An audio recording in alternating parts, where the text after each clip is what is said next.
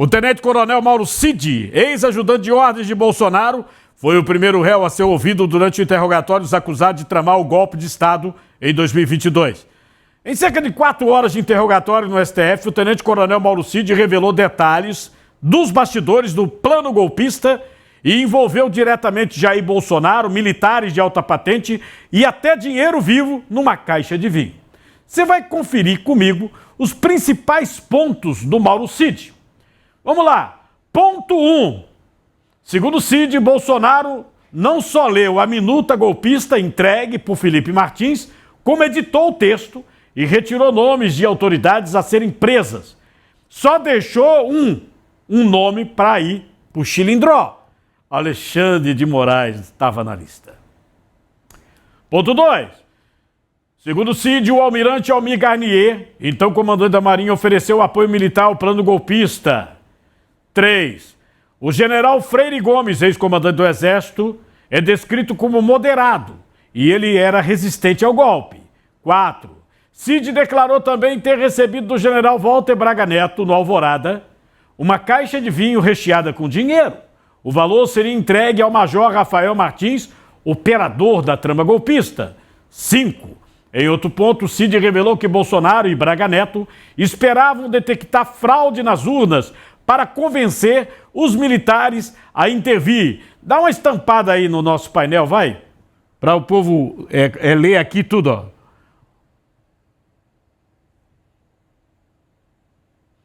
Quando questionado sobre supostas pressões, Cid negou qualquer coação da PF ou do STF. E aí, por fim, Cid afirma que os acampamentos golpistas em frente aos quartéis sempre contaram com o apoio informal do Exército. Ou seja, o que Cid está dizendo é que aqueles acampamentos que começaram em 2022 e entraram por 2023 tinham um apoio do Exército Brasileiro. Do Exército Brasileiro. Palavras do Cid. Palavras do Cid. Ao chegar na sala da primeira turma do STF para ser interrogado, o tenente-coronel Mauro Cid bateu continência aos generais Augusto Heleno e Paulo Sérgio Nogueira, ex-ministros do GSI, o Gabinete de Segurança Institucional e da Defesa, respectivamente. Cid também cumprimentou o ex-ministro da Justiça e ex-secretário de Segurança Pública do Distrito Federal, Anderson Torres. Já o ex-presidente Jair Bolsonaro, de quem Cid foi ajudante de ordens, recebeu apenas um aperto de mãos antes do início da sessão. Aliás, esse aperto de mãos eu queria ter filmado, né? Mas eu não tenho filmado, parece que ninguém tem. Para aí. Aqui, ó. Carinha assim, meio murcha do Cid. E Bolsonaro, um sorrisinho meio amarelo. Esse é Bolsonaro ontem. Esse é o Mauro Cid, que foi ajudante de ordem de Bolsonaro. Esse é o delator de Bolsonaro. E o delator de Bolsonaro. Essa foto, ela é atribuída ao fotógrafo oficial do Supremo Tribunal Federal, do STF. Ninguém pegou. Olha ele, ó, com a mãozinha em cima do Anderson Torres, rapaz. A continência não pegaram não, viu? Ele bateu continência, chegou a bater continência. São fotos do Supremo Tribunal Federal, tá? Ao chegar no STF para acompanhar o depoimento de Mauro Cid, Bolsonaro ostentava a medalha do pacificador. A honraria foi entregue pelo Exército em 2018 e a concessão tem como base um ato de Bolsonaro em 1978. Na época, o militar da reserva, de acordo com o Exército, salvou um soldado da 2ª Bateria de Obuses no 21º Grupo de Artilharia de Campanha, que estava prestes a se afogar. Você vai ver comigo os trechos do depoimento de Cid, que seria o principal depoimento. Bolsonaro só amanhã, viu? Só amanhã. Vamos mostrar outro, tem o Garnier, tem o Anderson Torres, tem o Ramalho, não vamos mostrar, mas o de Cid, ele é o delator. Aliás, é o único delator. É o único delator. Só tem uma delação premiada nesse processo todinho do golpe. Tenente-coronel Mauro Cid. Só tem ele. Tá? Alexandre de Moraes, o ministro, em certo momento questionou os áudios vazados das delações. Em resposta, Mauro Cid nega que foi pressionado em sua delação premiada. Vê comigo. Um vazamento de áudios que foram feitos sem consentimento, sem a minha permissão, de um desabafo de um momento difícil que eu e minha família estávamos passando, né, onde mensagens de áudio da minha filha sendo vazadas para a imprensa, matérias, fotos pessoais vazadas na imprensa, eu vendo minha carreira militar desabando, minha vida financeira acabada, então o que gerou uma crise pessoal, até mesmo psicológica, muito grande, né? E que aí nos leva a certo desabafo com amigos, com pessoas próximas, né? Nada de maneira oficial, nada de maneira acusatória, né? Nesses áudios, realmente, eu critico generais, critico os políticos, critico, digamos assim, de maneira bem, saio atirando para tudo quanto é lado. Mas em algum momento o senhor foi pressionado, coagido? Antes, em algum momento o senhor estava sem a presença dos seus advogados? Não, senhor. Nos depoimentos que deu a Polícia Federal? Todas as vezes eu estava com meus advogados. É bom lembrar que essa é uma prevenção do juiz, né? Porque teve aquele fato em que ele desmaiou, né? Tem aquele outro fato que ele bota a mão na cabeça, mas sempre na presença do advogado. O que eu questionei aqui, o advogado não fala nada. E teve o ministro que disse, olha, é o seguinte, se você não falar direito, aí não sei o quê, a sua mulher, né, pode entrar no processo, o seu pai e sua filha maior de idade. Lembra daquela história?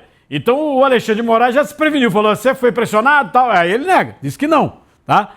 Também, Mauro Cid diz que Almir Garnier, que era o ministro da Marinha de Bolsonaro, estava entre o grupo radical na trama golpista.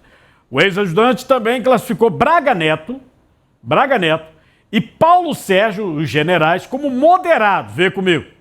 Grupos não eram organizados, eram pessoas individualmente, cada um com a sua ideia, que se aproximavam do presidente em momentos distintos, né, e cada um levando a sua ideia para ele. Então era basicamente assim, mas não existia uma organização e nem existiam reuniões que esses grupos se reuniam para debater. Essa foi uma classificação minha do senhor, porque convivia diariamente lá. Para facilitar até o depoimento. Mas esses grupos não eram organizados, não eram grupos de pessoas que iam juntos para falar com o presidente. Era individualmente, as pessoas iam lá, davam suas ideias, muitas vezes iam 1, 2, 3 vezes, depois não apareciam mais. Correios. Correio Alexandre Ramagem. Não, senhor. Almir Garnier. Esse eu classifiquei no grupo dos mais radicais. Radical e naquela divisão, radical. Sim, senhor. Augusto Heleno Ribeiro Pereira. Também eu acho que não entrou na divisão. Paulo Sérgio Nogueira de Oliveira. Se eu não me engano, ele estava nos moderados. Walter Souza Braga Neto. Ele também, eu acho que nesse momento ele estava nos moderados. Você vê, ele disse que quem deu o dinheiro para fazer o golpe, né, na sacola de vinho, foi Braga Neto. E ele bota o Braga Neto entre os moderados. Quem entende? O ex-senador, que é advogado, o Demóstenes Torres, ele é advogado do Almir Garnier, o ex-ministro da Marinha, questiona o fato de Cid ter tratado o ex-comandante da Marinha como um dos radicais no seu depoimento, sendo que ele não havia mencionado isso na delação na PF. Veja só, há muitas contradições. Eu não sei se isso vai ser pesado pelos ministros do Supremo, até porque eu já falei minha opinião. Eu acho que setembro acaba o processo, setembro, outubro no máximo, e está tudo condenado. Está tudo condenado. A percepção em Brasília é que isso aí é só para cumprir a tabela, que vai tudo pro pau. Vai tudo condenado. Mas presta atenção. O Demóstenes Torres diz o seguinte, você na PF falou uma coisa, agora você falou outra. E brincou, invocando o direito de fazer também um momento Alexandre de Moraes. Vê.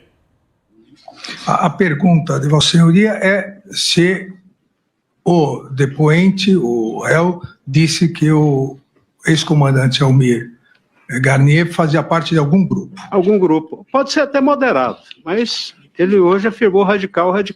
Né? Por favor. Ministro, quando eu dividi os grupos, foi uma maneira de poder sintetizar o raciocínio para tentar explicar e contextualizar o que realmente estava acontecendo naquele momento do Alvorado. Né? Então, a divisão dos grupos não foi pelos nomes, e sim pelas situações que cada grupo apresentava ao presidente. E aí depois, no desenvolver das inquirições e das da colaboração, eu pude detalhar mais. Mas a ideia geral era que a divisão dos grupos facilitasse o entendimento de como eu ia apresentar as ideias. Por isso que eu dividi, a divisão dos grupos foi na minha cabeça, não houve nenhum estudo. Infelizmente, senhor presidente, eu não posso ter o meu momento, o ministro Alexandre de Moraes. Sim ou não? É verdade? Pode ter, sim ou não? Sim. Sim. Mas disse que então Feliz? fazia parte de um grupo? Já... Sim. É bem interessante. Se você bota a pessoa como moderada na Polícia Federal ou em nenhum grupo, aí depois você coloca a pessoa como radical. Então, estranho, né? Por isso que o Demóstenes Torres, que já foi senador, disse ao ministro Alexandre de Moraes, posso ter o meu momento, Alexandre de Moraes? Ele responda sim ou não, né? Mauro Cid confirma que viu a minuta do golpe na reunião de Bolsonaro e Felipe Martins. Solta. E só que quando os comandantes vieram, a apresentação que foi feita inicialmente foi só da parte dos considerandos, que foi a parte que eu presenciei, porque é o que operava o computador. Então, foi projetado na tela, né, com a participação do Felipe Martins nessa reunião. Então, foi só a primeira parte que foi apresentada, que me parece, nesse dia. A outra parte, com os artigos do tal do decreto, do estado de sítio de defesa, ou ele não foi apresentado nesse dia, ou nós não estávamos presentes no momento. Então, mas nessa reunião, quem estava presente? Nessa reunião, onde foi os considerandos, estavam os 3 comandantes de força, se eu não me engano, o Felipe Martins estava presente também, e eu estava ali operando o computador. Você vê que ele vai lá, vem cá, né? O pessoal, inclusive, tanto da direita, da esquerda, do centro, de cima e de baixo, fica dizendo, mas o cara, ele fica variando, né? É como se ele estivesse andando na corda bamba, tanto para um lado como para o outro. O Cid também disse que essa tal minuta do golpe, né, que ele estava colocando para exibir na tela grande, né, que ele era o responsável por exibir na tela grande, ele disse que era muito mal escrito, veja. Esse documento que eu recebi, eu nem lembrava dele. Eu lembrei quando a Polícia Federal me mostrou no depoimento, que foi encontrado. Né? E lembrando bem do que acontecia, como eu recebi um volume grande de mensagens durante o dia, tinha umas que eu não dava importância, né? E deixava para o final do dia para eu ver o que tinha acontecido, o que tinham me mandado, que eram pessoas que não tinham, às vezes, amigos, que não tinham uma ligação direta com o presidente, que foi o caso dessa minuta, desse documento. Né? Que aí eu recebi ele, eu lembro depois, né, que eu fazia? Eu jogava para o meu outro número, que eu abria no computador e podia ler. Né? Eu lia no WhatsApp web, e aí eu lia o documento. Mas realmente eu não me lembro quem mandou, e realmente era um documento, digamos assim, até muito mal escrito, né, em termos de alguma... Né? Mas não me lembro quem tirou a foto, não fui eu que tirei a foto, eu não recebi esse documento físico, ele veio só pelo meio digital, né, pelo WhatsApp, né, e também ele não foi repassado para ninguém.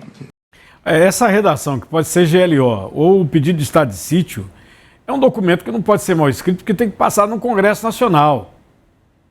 Tem que passar pelo Supremo Tribunal Federal. Então não pode ser um negócio mal escrito, né? Então é bem estranho isso, né, ele falar isso. Mas o Cid também detalhou o documento, o tal documento golpista, que foi levado a Jair Bolsonaro, dizendo que o ex-presidente leu e modificou. Entre as alterações estaria a manutenção da prisão somente de uma pessoa, porque era para prender um monte de gente. A manutenção da prisão só do ministro Alexandre de Moraes, veja. O documento consistia basicamente de 2 partes, né? A primeira parte eram os considerandos. Nesses considerandos, eles listavam basicamente as possíveis interferências, intervenções do STF e do TSE no governo Bolsonaro e nas próprias eleições. E no segunda parte entrava numa área mais jurídica, né? De estado de defesa, estado de sítio. Esse documento, o senhor disse que prevê a decretação de prisão de determinadas autoridades. Quais seriam essas autoridades? Ministro, basicamente, vários ministros do STF, o presidente do Senado.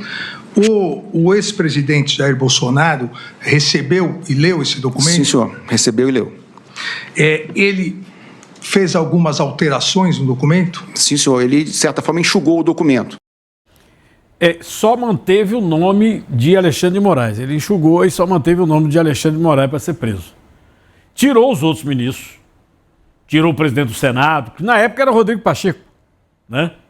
Tirou todo mundo e só deixou para prender o Alexandre de Moraes. Isso segundo Mauro Cid. Aí tem um dos momentos que o pessoal da defesa de Bolsonaro disse que foi o principal momento. Foi o interrogatório do ministro Luiz Fux. Luiz Fux. Inclusive o Luiz Fux ele poderia nem ter participado do interrogatório, porque o Alexandre já estava perguntando. Mas ele mesmo disse que iria interrogar, que iria botar mais adiante, porque na realidade a delação de Mauro Cid são 11 delações. Cada delação ele falou uma coisa. E você vê que ele falou coisas na Polícia Federal, falou na delação, né? Nos depoimentos do Supremo. E quando chegou lá ontem, ele falou de novo, mas não falou a mesma coisa. Tá? Aí o Luiz Fux questionou se os ministros chegaram a assinar a tal minuta do golpe. Os ministros seriam da Marinha, o do Exército e da Aeronáutica, e tem o ministro da Defesa. Olha a resposta. Nessa qualidade de anteparo, o senhor tinha a função de pressionar o presidente para assinar minutas do Estado de Defesa, Estado de Sítio e etc. e tal. Esse documento foi assinado? Não, senhor. Não foi assinado. Em nenhum momento não foi assinado. Inclusive, era a grande preocupação do comandante do Exército, por isso que ele me chamava várias vezes, era que o presidente assinasse alguma coisa sem consultar e sem falar com ele antes. Porque, de certa forma, de todo aquele imbróglio ali de pessoas, desses grupos que eu dividi, ele acabava sendo a voz mais lúcida que ia conversar, que dava um entendimento maior do que estava acontecendo. Esse problema aqui, isso aí é uma questão de interpretação, né? Que é o X, vamos dizer, da questão todinha aí do golpe.